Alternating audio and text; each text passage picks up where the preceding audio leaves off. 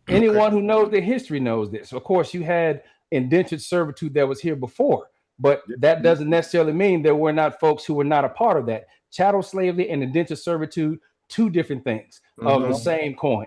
No, you're right. So if they were enslaved with blacks, you don't think they might have intermingled with blacks and made it with blacks? Well, the fact, again, they were not enslaved with blacks. They were not. They were enslaved before blacks. Yeah, I'll say that as a fact. I'll put $100 down if you want to test me on this. Bring your history. All right, I'll test you. Hey, come at me. To answer your question, Mufasa, directly, yes, they did intermingle. They were. No one said that they didn't intermingle. I said they were not enslaved at the same time. There was intermingling. Yes, don't get it twisted. Don't get this conflated. All right, don't get it conflated. You had Indian slavery for the first 100 years. But yes, did blacks intermingle?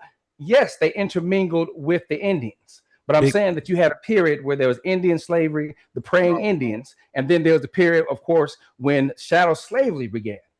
Yeah, but no one is saying that blacks didn't intermingle. No, John, they were part of chattel slavery.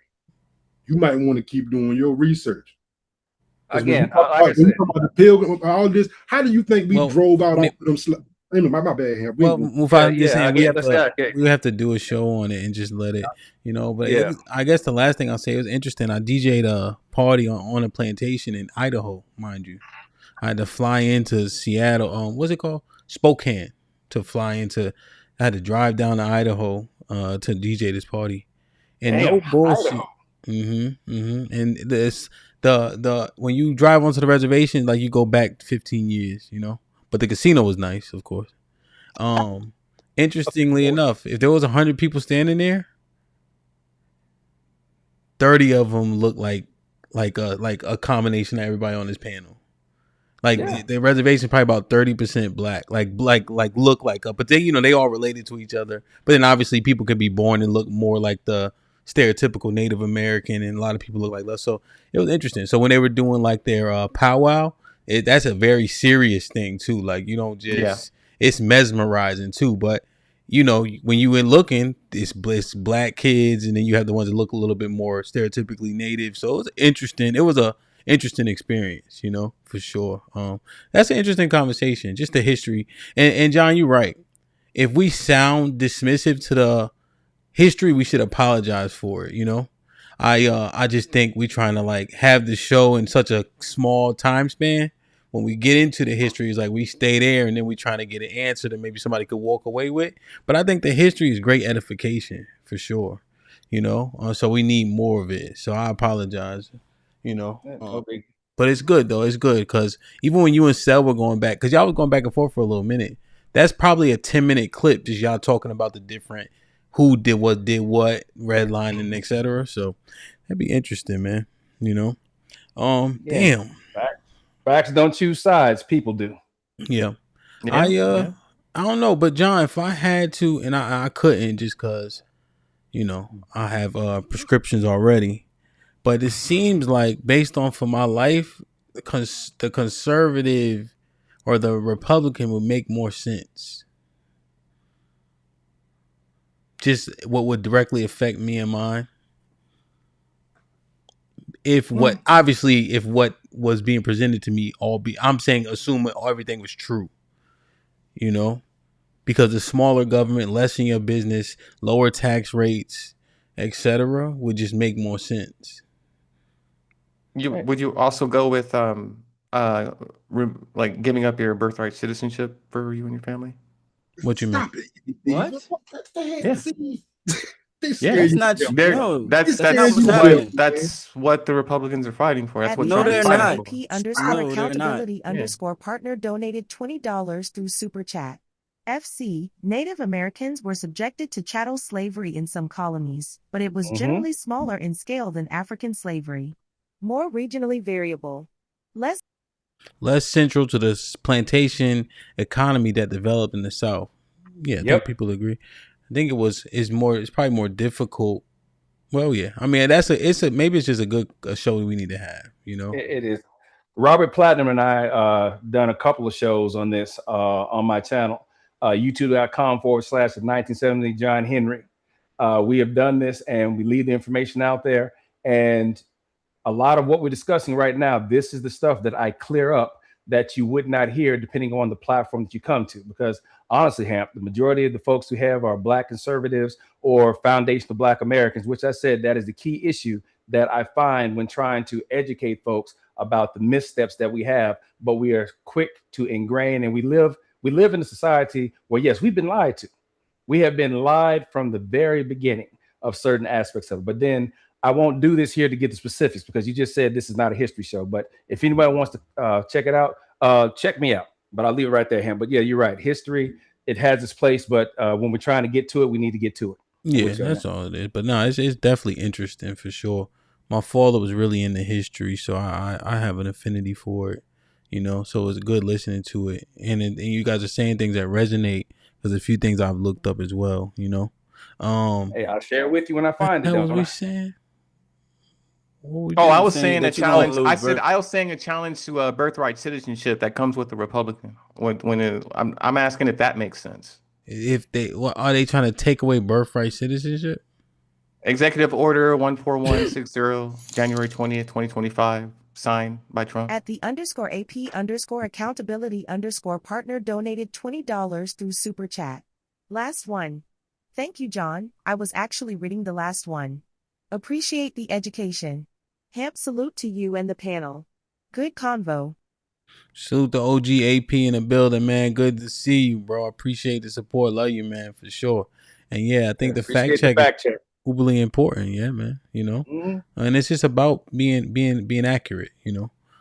Now, what do you mean? I thought, did that executive order pass? No, it wasn't a bill that signed into the law. It's just an executive order of a decree signed by the president that he wants to try and challenge birthright citizenship, which is constitutional, which is upheld by basically our system of government. So it was challenged in the Supreme Court, and the Supreme Court said, kind of smacked it down and said, nah, you can't sign some order saying you're not a citizen and you are, based off of his say-so. What would that got to do with me? Because if he can remove citizenship from anybody, including Black people, but you can be born here and not an American on his say so on this order.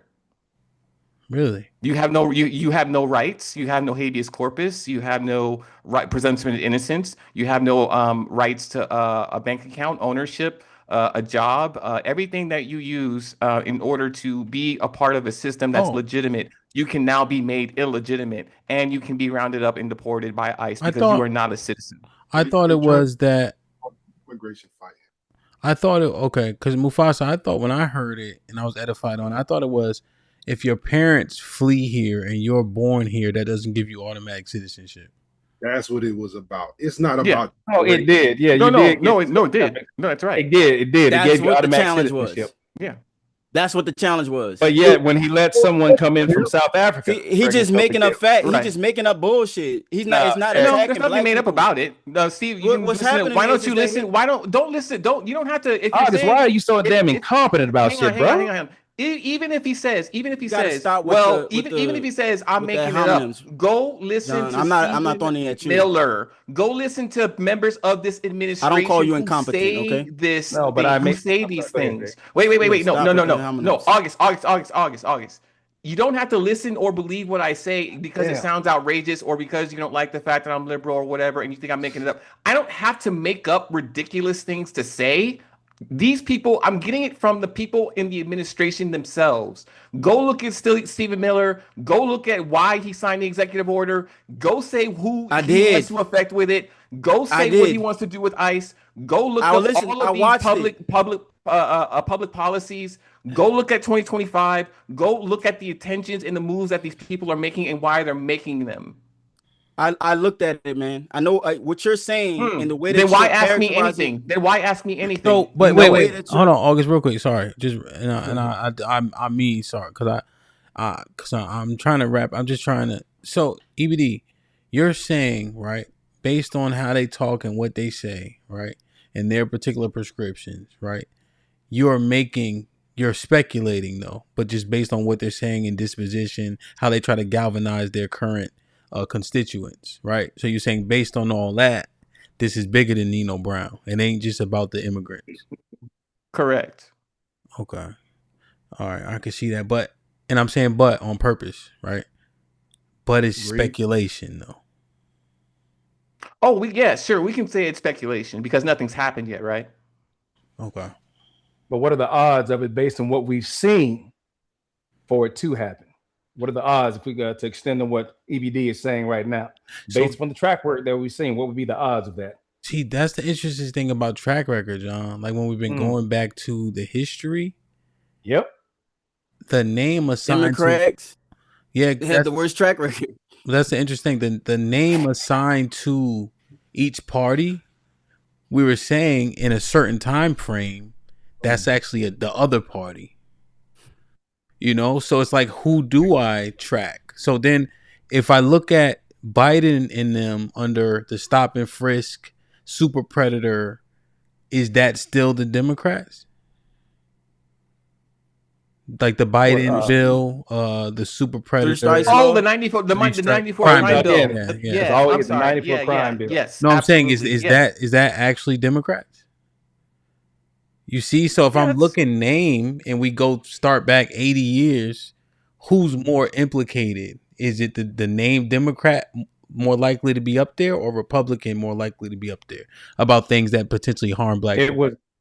It was Democrat back then, but you have to think about where, again, we had the nonsense of abolish the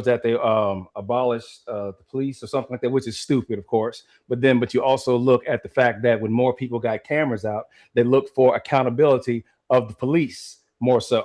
All right, when we had the conversations of the immunity that the police have, where that was being challenged, we looked at the George Floyd incident, the Eric Garner incident, where people were becoming more and more aware of the behavior of the police and seeing that it was the generally black folks who were at the end of it. What's his name? Castile, the guy, Fernando, who was Fernando. Yeah, we look at that. We talk about the brother who was shot in the car with his girlfriend, his kid in the car. The brother who was shot at the gas station asked him, "Hey, show me your wallet." He went for his wallet. He gets shot by the guy. We're talking about the guy who was in his yard where he held up his cell phone to say he had nothing in his pocket, but he was shot. Oh, well, it looked like it was a gun. All right. So that crime bill, yes, that was something that did happen. That was the Democrats. But when you look at where we are right now, it's the Democrats still pushing for that type of action, or they more or less saying, no, we need to take a look at law enforcement. Okay. Look at it from that perspective. Okay. I think that's valuable. Who made constitutional carry a thing? So the Republican Party. I like that one. I forgot a Second Amendment. Damn, I should have sold you on that too. There we go. Yeah, we go back to that. The Second Amendment. I couldn't get a gun in Connecticut, DC, Maryland, Texas. 3 days. I buy the gun. 3 days later, I'm strapped.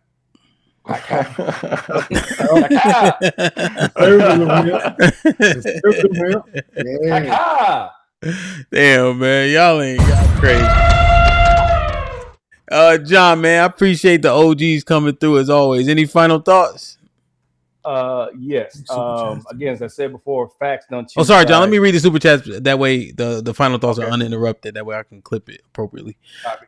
OG Power with the $5 says, Democrats, what year did your party shut down the government to make sure black people receive reparations like they did for the illegals? Damn.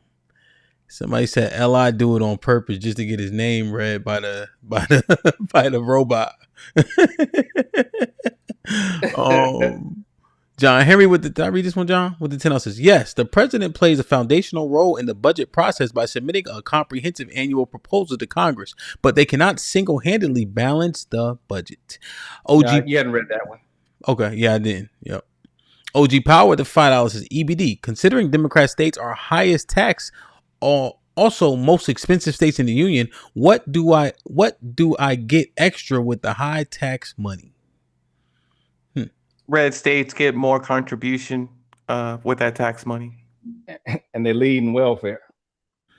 Rilla with the $5 says, federal minimum wage in 2026, $7.25. That's true. Rainbow Kid with the $10 says, Trump throws gay weddings at his Mar-a-Lago club. He also supported gender-affirming surgery for kids with parental consent. He's not who you think he is. I did hear that. And Rainbow Kid be knowing that shit too. So the petty politic. What's up, HQ? Rainbow. Yeah, Rainbow Kid. Yeah, pun intended. Petty Shout out, politic. Rainbow. $5 says, ask Sel to give us Republican policies, not his feelings about cultural things. That's a good retort. I said that. Yeah, you said that. AL with the $5 says, Dems are responsible for most of the urban renewal policies that eliminate a ton of black community. They have history of similar acts to this day. AL with the $2 says, $5 says, let's talk about how Dems just tried to use illegal immigration to destroy black communities. We just saw that with Biden and Harris. AL with the $2 says, why y'all fighting over who's less racist? AL with the $2 says, Bird and Strom Thurmond mentored Biden, for your information. Readdress later. AL with the $2 says, what about Dems spearheading mass incarceration? Darius with the $5 says, all this from asking if a woman should not be president. These niggas.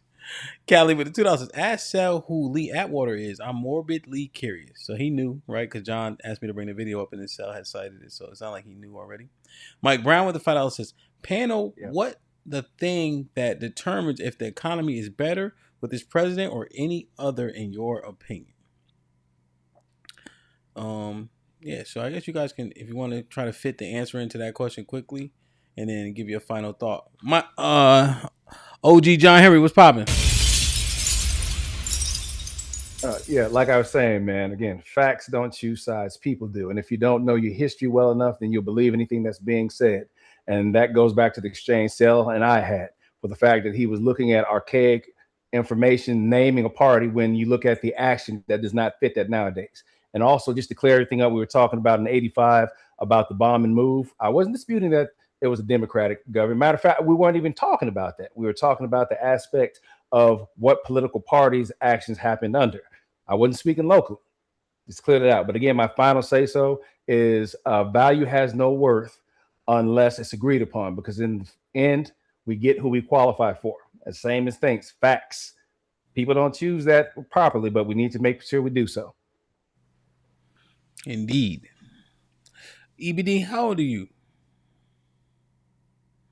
44. Okay. I don't have to call you OG yet. Thank God. EBD, any final thoughts?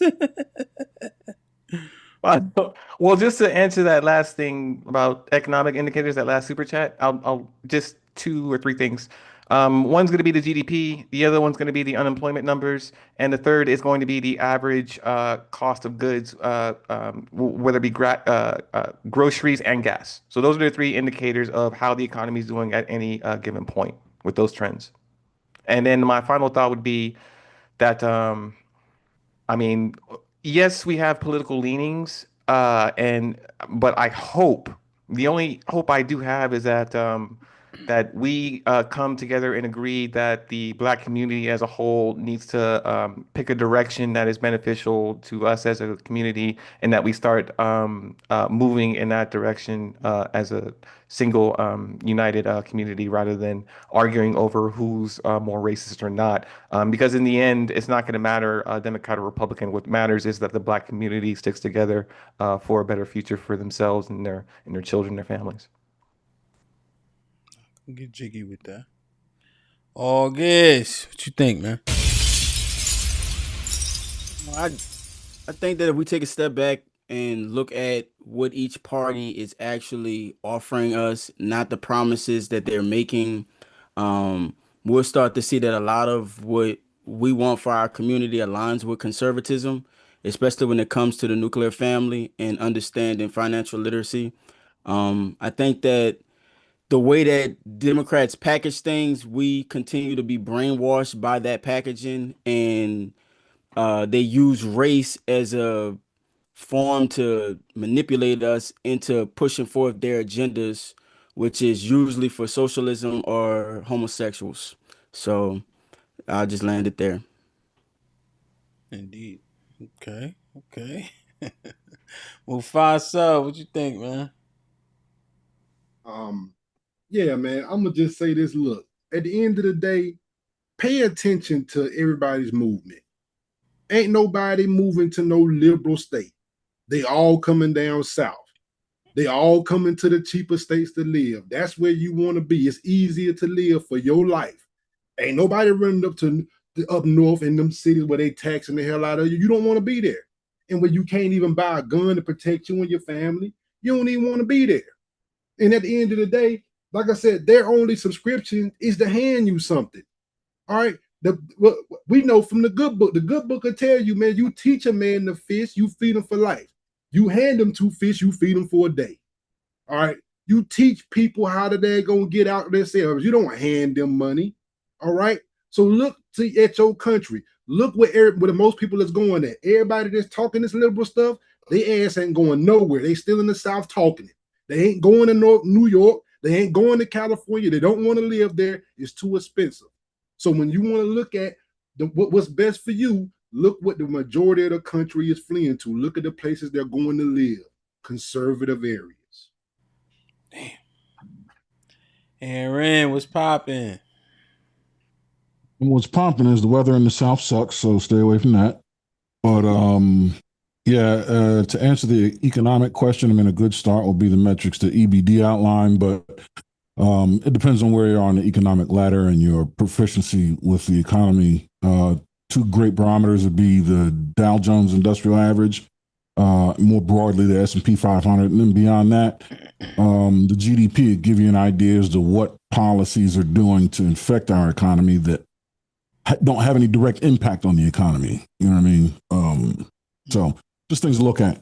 As far as the war between Democrats and Republicans, the left wing and the right wing are responsible for keeping the same bird in flight. The best thing that you can do as an individual is understand that liberalism and conservatism are ideologies that these 2 wings use against one another. We all know that the best thing to do to take advantage of the power you have is to leverage it by keeping it close. DJ Hamp will tell you the straight right is always better than the hook. And football, arm tackling doesn't work, right? Even an offensive lineman, the press starts on the numbers. If you got to turn his shoulders, then one hand will go and turn the shoulders. But power coming from directly in the center, as close to the source of power, is the best way to wield power. Even in racing, the tightest line is the fastest line around the corner. Continue that same philosophy with politics. Keep the power, keep the influence you have on it as close to you as possible. That way your strike will be more impactful if and when you need to. Don't let people that look nothing like you, have nothing to do with you, and are nowhere near you make large decisions that impact you. Keep those decisions out of their hands. Put them in the hands of the guy next door. That way when he gets it wrong, you can knock on his door and say, hey man, what the fuck? Make the punch count. Be efficient. At 1970, John Henry donated $20 through Super Chat. In 1455, Pope Nicholas V sanctioned slavery to enslave Africans and to claim the land and resources of Africa with the justification that they were infidels and savages because they did not worship Jesus Christ. Yeah. And that is where everything you hear coming from August comes from. I won't say it here, but if anyone wants to know more, you know where to find me. He was from, was it Italy or Portugal? Oh, that's the Pope. Never mind. I don't know why you say that. It's definitely an interesting conversation. And Heron is 100% accurate. I don't come here with lies, Hamp. Huh? Like I said, I don't come here to tell lies. If I misspeak, I will admit if I misspeak, but I do not come here telling lies. Yeah, I know. Now that you said so, but I'm just looking at what someone just put in the chat. That's all. Oh yeah, it ain't super. Don't worry about it. Yeah, man. I was just saying, Aaron is right, man. The brick, man. That's the 2 down the pipe. Be efficient. Be accurate. Make it count. And I think most Americans, that's what we looking for. this we are the world shit ain't working for most of us because we don't got the means or ends. And until these things change, people gonna have to be more selfish, right? Because you don't have it to give. And yeah, Mufasa's 100% accurate in terms of just the tax rates. One thing they don't tell you is we got some high ass property taxes though. That shit they kind of try to make up for the lack of state tax with the property tax. But if you come down here as a younger person, you kind of just trying to make your way, and you renting, you could definitely keep more of your money for sure. And you can too, like we get a homesteader to where they drop your taxes by about 20% or so. So there's ways to mitigate. But yeah, that is interesting, right? People aren't flocking to the blue states, and I think there's a correlation. What's the causation is TBD, right? Obviously, they're more expensive, but is it also because they're blue? I wonder if they were less expensive, would people move to New York City? Would they move to LA? You see, so it's interesting, right? The correlations versus the actual cause. So I don't know. I'm just thinking through it, man. I'm having like a brain dump as I listen to y'all. But I really appreciate the edification and the passion, that y'all take to present these facts and these arguments. And I think you guys overwhelmingly argue in good faith, even if we disagree, be wrong, facts be off. I don't think nobody like, fuck it, I'm gonna fool these niggas. I don't think that's happening. So, right? You're not here to sell. Yeah. But I like it though. I really like these shows, right? That's why I kind of sit back. I'm just learning. I messed up once, man. I messed up once. It happens. It happens. So what? I messed up once too. It happens. Hey, I ain't mean to, man. I ain't purposely do it. You know what always works in that? Your mama. That goes pretty well. Try to get yourself out of there. So yeah, man. The level set. Indeed. Dope show. Toxic Thursday in the Discord tomorrow. Make sure y'all tune in to Mufasa, August, John. You see Aaron always been riding with me shit for 2.5 years now. Salute to the HQ. EBD about to start covering anime again, and I think he into that henty shit too. So don't watch that. Don't do him like that. Don't do him like that. I didn't learn about that for until 4 years ago. I'm an anime guy. He just laughed. He didn't even say no. He just laughed like a motherfucker. Yeah, I learned about it 4 years ago. Recently, I didn't know what the hell that word was. Anti-BBW, hemp. He ain't denied. If you don't know, now you know, nigga. Nah, I know. He said he put a saddle on his last one, Mufasa. Well, I ain't gonna tell nobody else. Whoa. Hey, man. I love y'all. I appreciate y'all. Be safe and do the right thing, man. Like, share, subscribe. Tell a friend to tell a friend. And we out.